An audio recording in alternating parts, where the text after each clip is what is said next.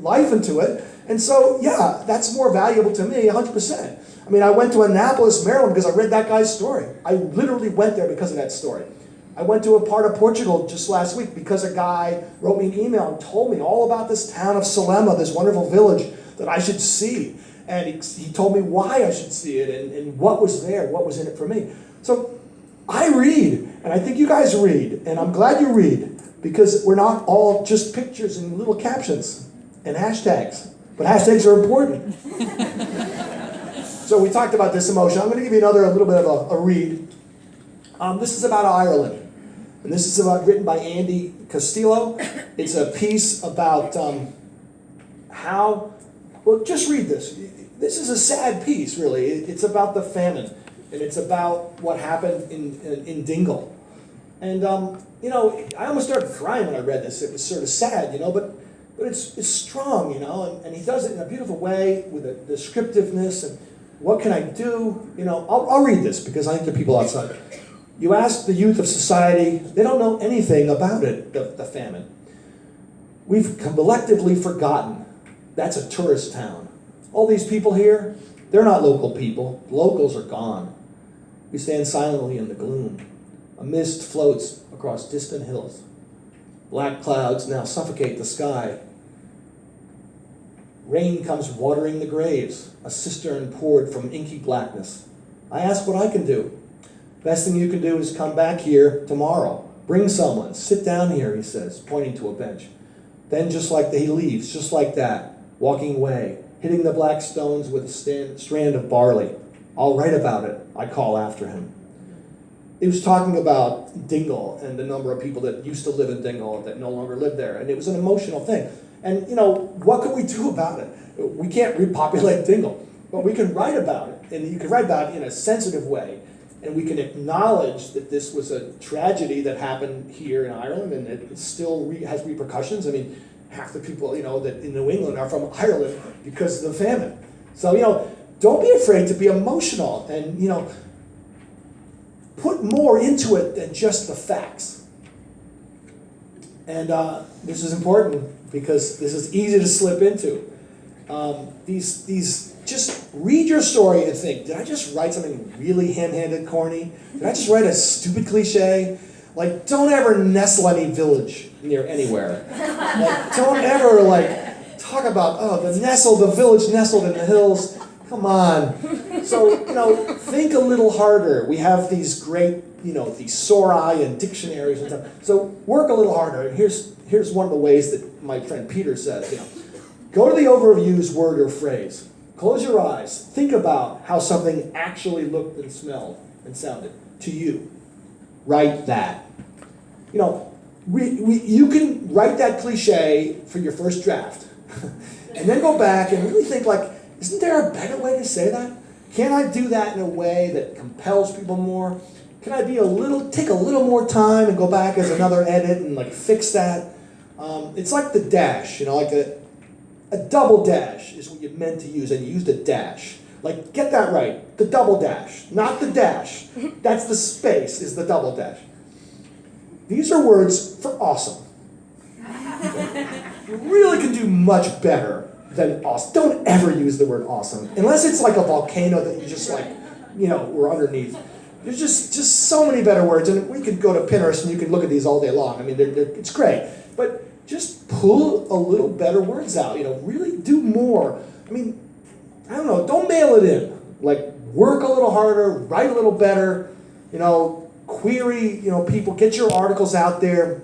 I think that all of you as bloggers should definitely try to approach bigger blogs like Go Nomad or Lonely Planet.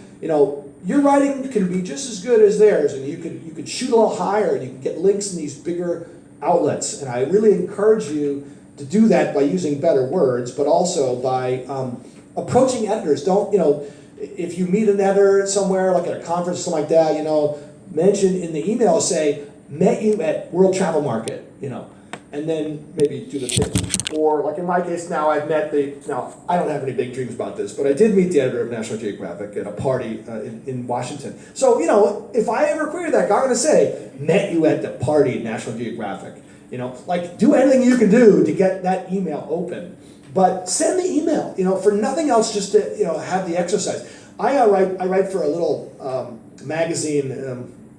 It's published by a newspaper, and it's like a $25 thing. It's not even a big thing, but it gives me that practice to query the guy, to write something for a print, which is shorter. I mean, like our stuff, nobody has to cut it, right? It can go on and on and on. I think it should be like, I think 1,500, 1,600 words is like pushing it, and that's about as far as you should go.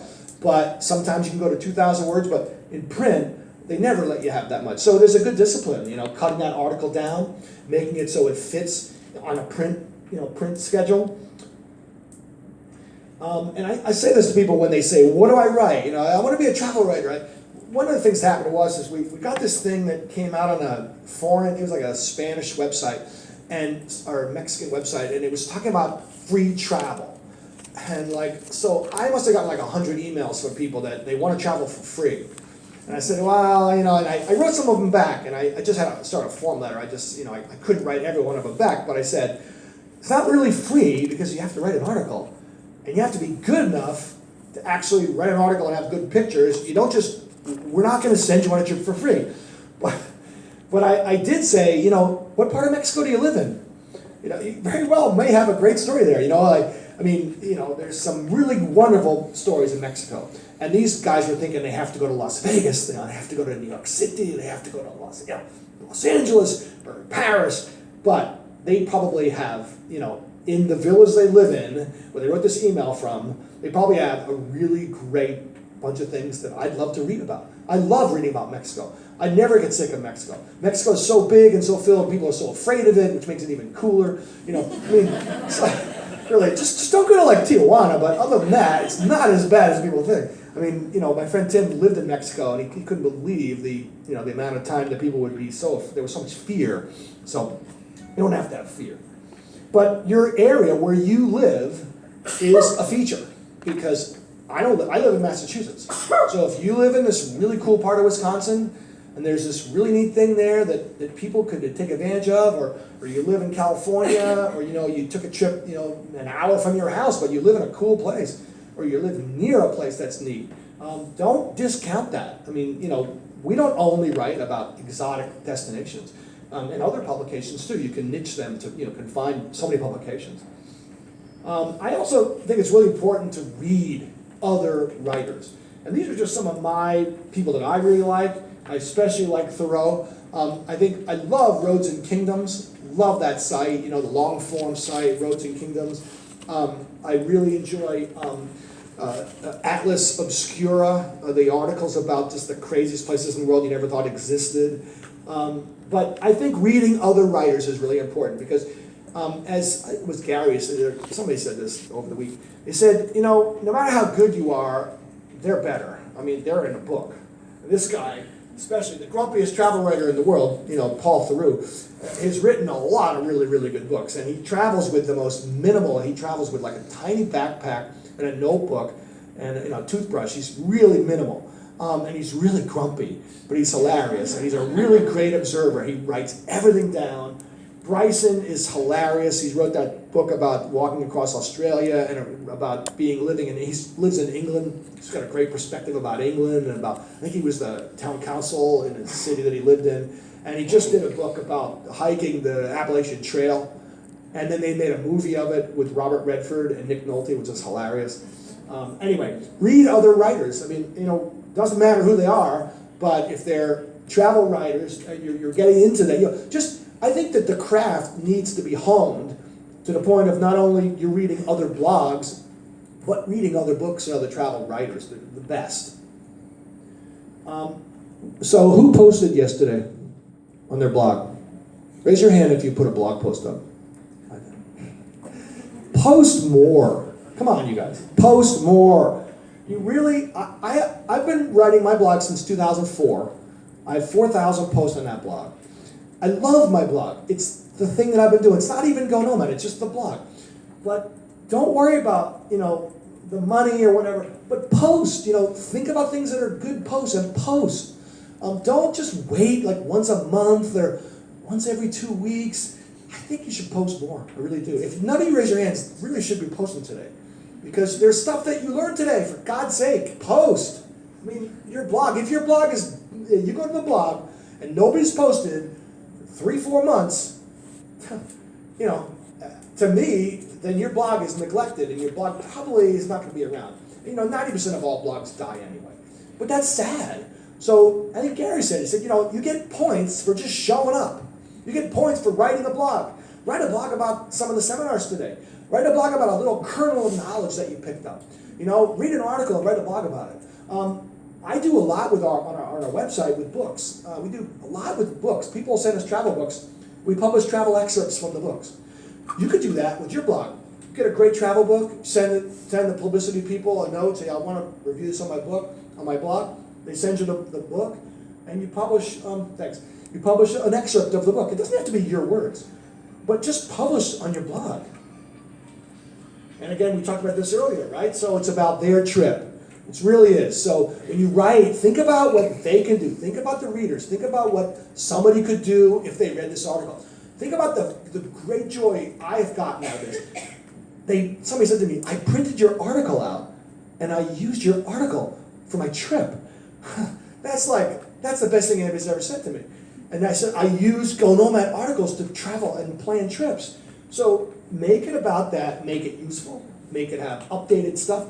Go back and update those articles that are dead or that are no longer right. I mean, we had some stuff happen recently. We had to do a lot of updating in our Caribbean stuff, you know, with these things that happened in Puerto Rico and other places. We had to really do some updating.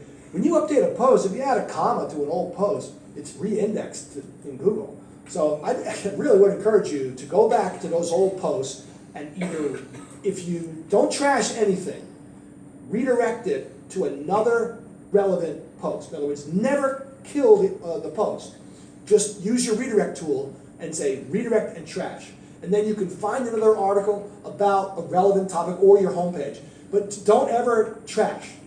Redirect and trash. So a little bit, I have about 10 minutes left, and again, sorry, I was hoping to do some questions, but you know, I'm talking about this about pitching, you know. This is a muscle you have to pitch. Pitching is a muscle, just like writing is a muscle.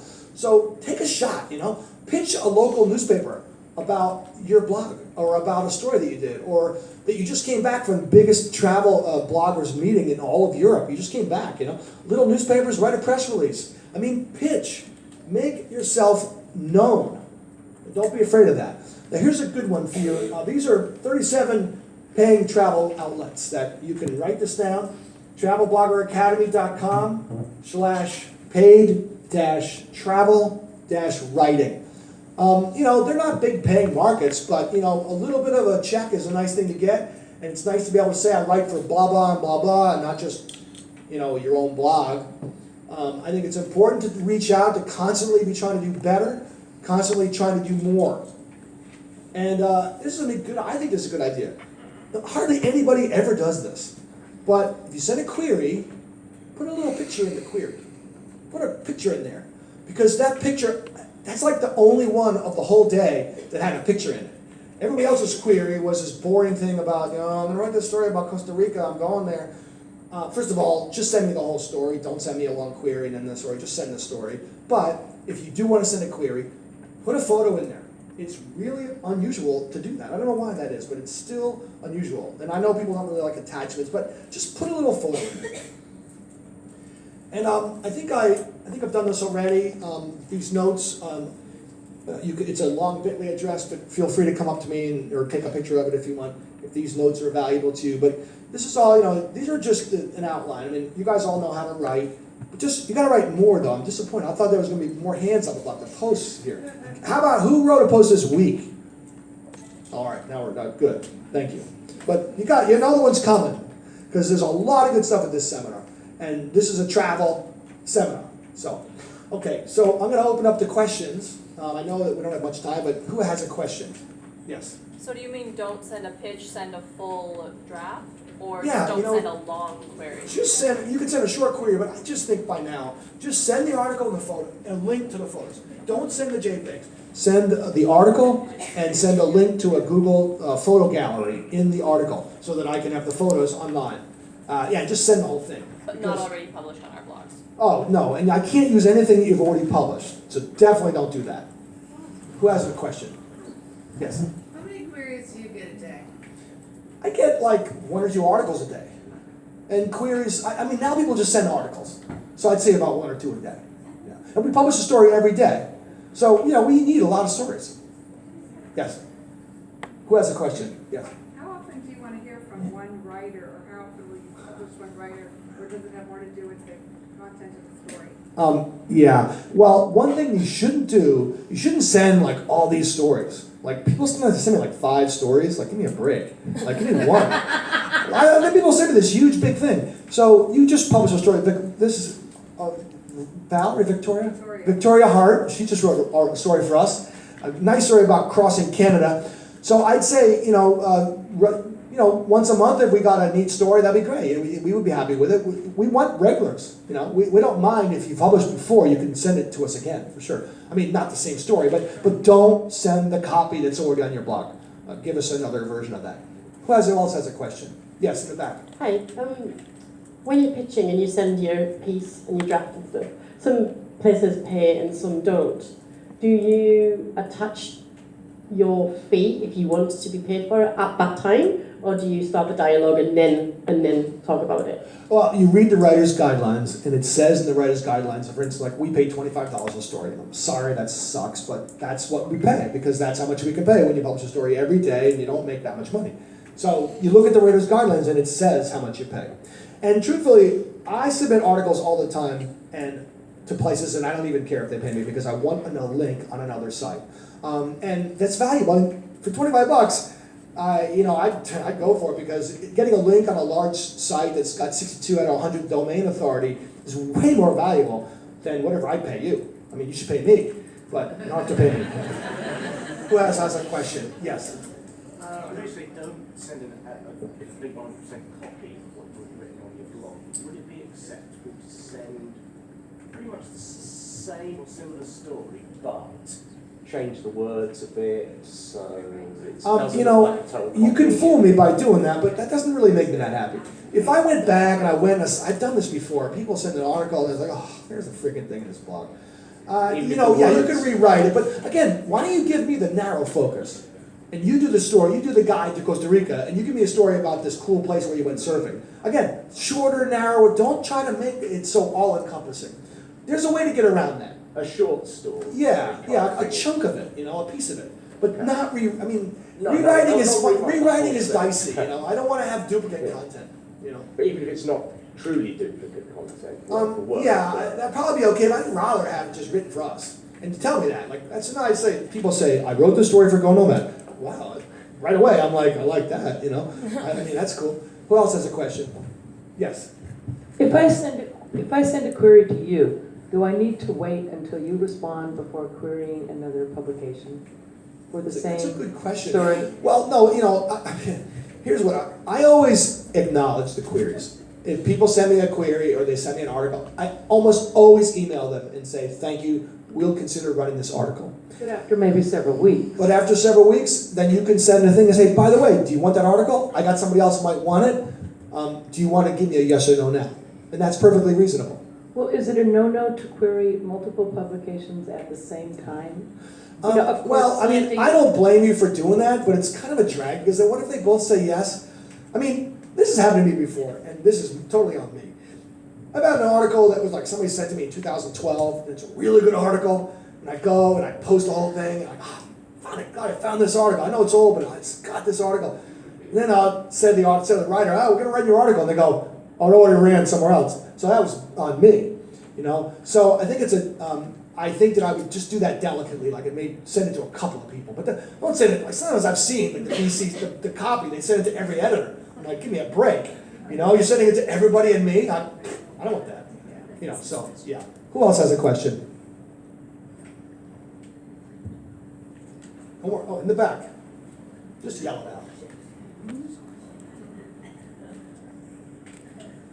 I really appreciate you guys not all looking at your phones. That's really, really sweet. Thank you for that. Appreciate that. Hi, thank you. My name is Elena. I'm from Austria. I was at TBEX Dublin in 2013, and I listened to pretty much a very similar talk by Don George, who gave us tips about travel writing. And I agree with all of your points. Most of those we mentioned at that stage as well. And there was one point still, and I would like your opinion on that. And he mentioned that 90% of good travel writing is the essence of a lesson learned in a place while you were there, focusing on a personal or ending with a personal note of that story. What's your take? What's your opinion on that?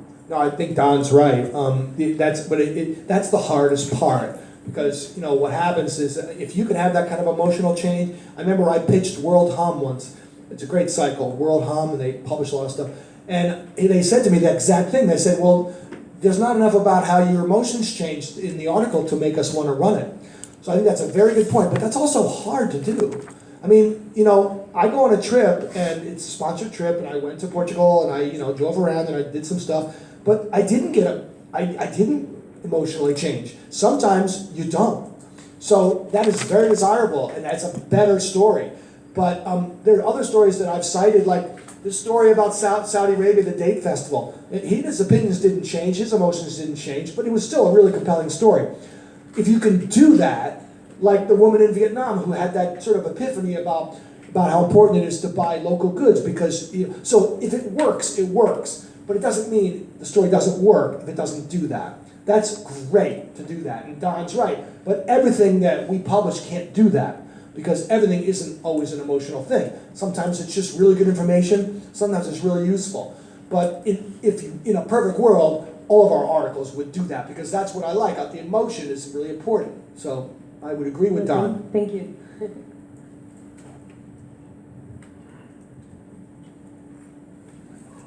Anybody else? Everybody good? Okay. Oh, one more. Yes.